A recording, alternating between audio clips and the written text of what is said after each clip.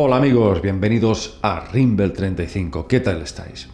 Hoy vamos a hablar nuevamente sobre la teoría del sistema de control. Esta es la tercera entrega, digamos, el tercer vídeo que realizamos hablando sobre esta nueva visión que, bueno, de nueva no tiene nada en realidad porque ya la aportó grandes ufólogos como Jacques Vallée, John Keel, Bertrand Meheus y otros en los años 70 y 80. Es una teoría complicada porque la gente no termina de entenderla. Y bueno, en estos vídeos he leído comentarios en los que realmente, bueno, me he reído bastante, son muy graciosos. Comentarios de personas que entendieron todo justo al revés de lo que estábamos tratando de deciros. Pero esto es muy común, este tipo de vídeos hay que prestar muchísima atención, no son cosas precisamente livianas. Pero os lo voy a resumir de una manera muy simple.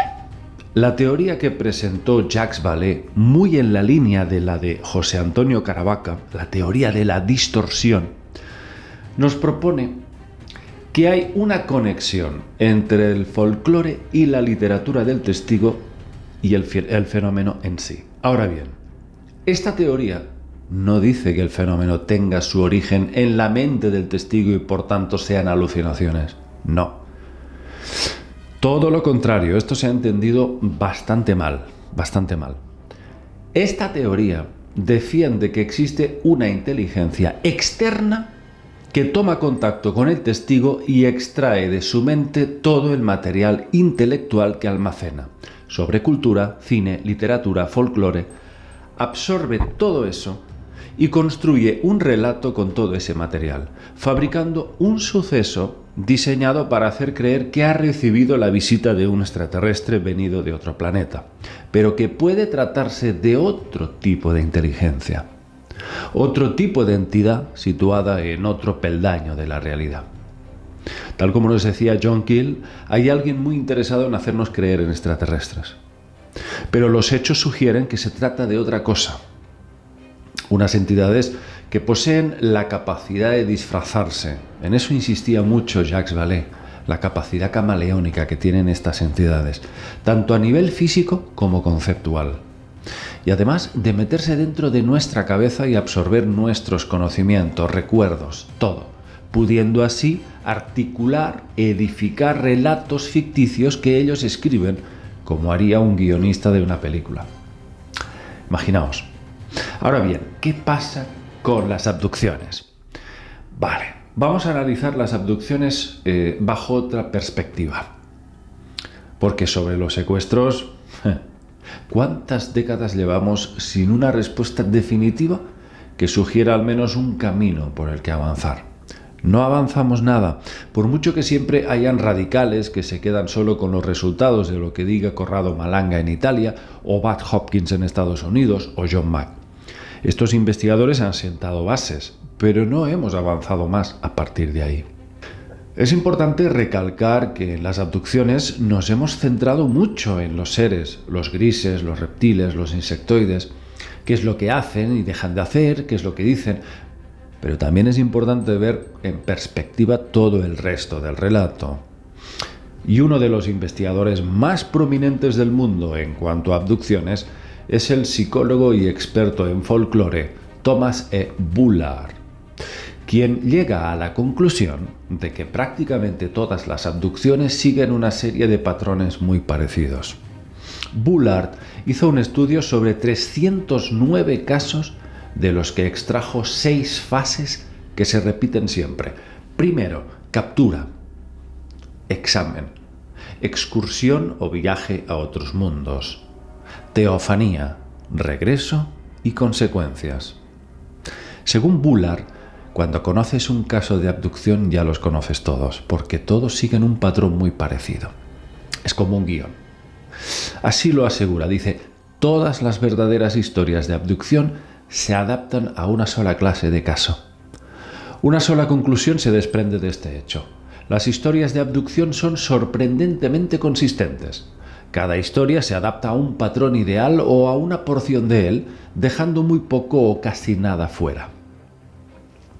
Otra cosa que descubrió Bullard es que no es cierto que la hipnosis sea una fuente de fantasía. Sabéis que hay muchos detractores que dicen que con la hipnosis el testigo puede fabular, imaginar muchas cosas. Y hasta cierto punto eso es cierto que puede suceder. Pero aquí Bullard dice que no ha encontrado apenas diferencia entre lo que han contado bajo estado hipnótico y lo que han contado bajo estado consciente. Era prácticamente lo mismo. Entonces, lo que Bullard vio es que las abducciones son coherentes y precisas y presentan pruebas físicas a menudo, es decir, parecen ser reales. Pero añade, como experto en folclore, no puedo pasar por alto el paralelismo que frecuentemente se observa entre esta clase de experiencias y los cuentos de hadas, las experiencias de iniciación del chamanismo, las experiencias cercanas a la muerte y otros temas semejantes. Claro, ¿por qué dice eso Bullard? Pues porque el abducido parece pasar por una especie de iniciación chamánica, en donde la muerte juega un papel importantísimo. Cuando le tumban en una camilla y le hacen extracciones, se vive como una muerte y luego una resurrección. Eso es muy chamánico. Después, cuando es devuelto a casa, sufre una catarsis mística. Ya nunca más vuelve a ver la vida de la misma forma. Es como un despertar místico. Lo interesante es que todo sugiere que el abducido ha sufrido una especie de inducción mental muy fuerte. Le han inducido a un trance. Los seres que estén detrás.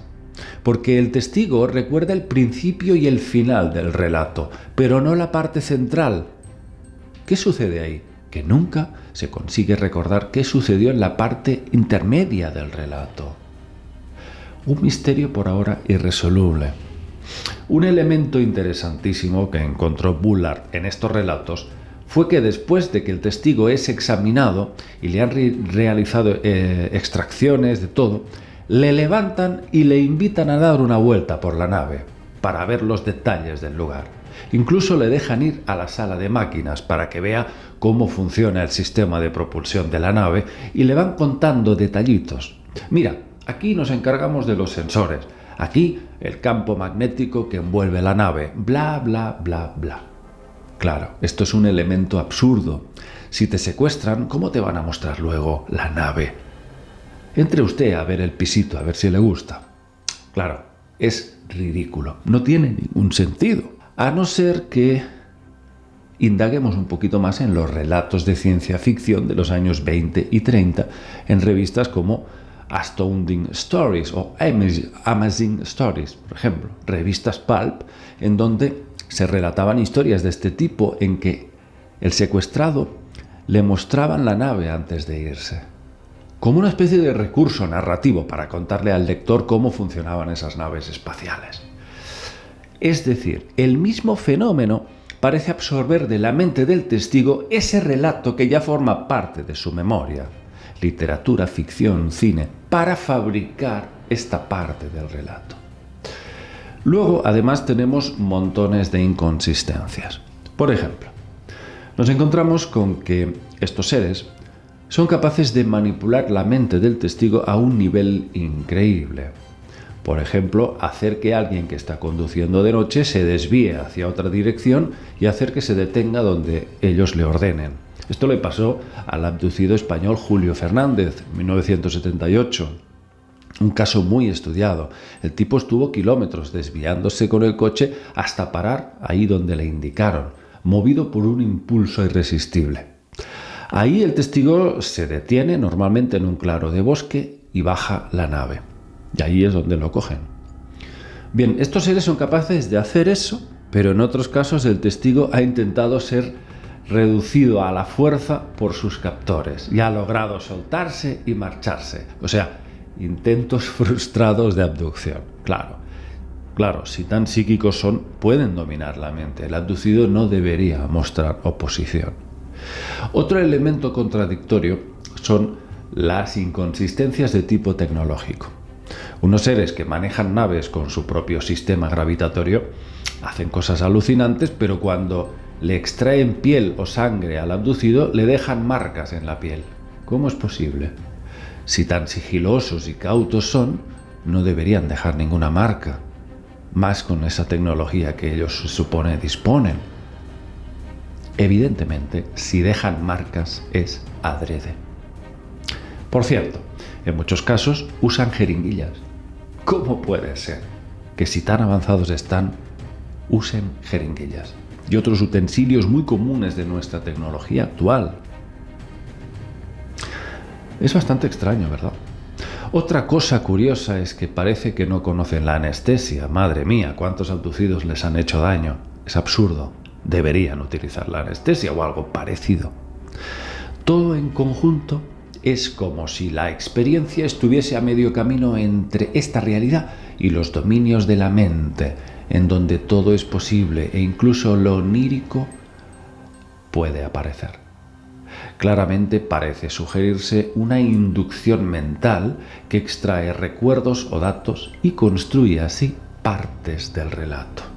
Aunque, por supuesto, seguimos sin saber con qué fin último se hace esto. Porque hay casos que les ha ido muy bien y casos que les ha ido muy mal. Personas que han terminado fatal. Incluso se han quitado la vida. Otros casos han tenido un despertar brutal de conciencia y han tenido una visión absolutamente liberadora de su vida. Con lo cual seguimos sin entender el fin último, pero vamos entendiendo y vamos avanzando el mecanismo a través del cual se manifiestan estos seres. Parece que se produce una especie de ensamblación, se ensamblan a nuestra mente y pueden absorber o extraer de la misma lo que ellos quieran. Amigos, aquí dejamos el tema, espero que os haya gustado y si queréis más datos os los vamos a dar. La teoría del sistema de control o teoría de la distorsión es muy interesante. Un abrazo para todos, amigos.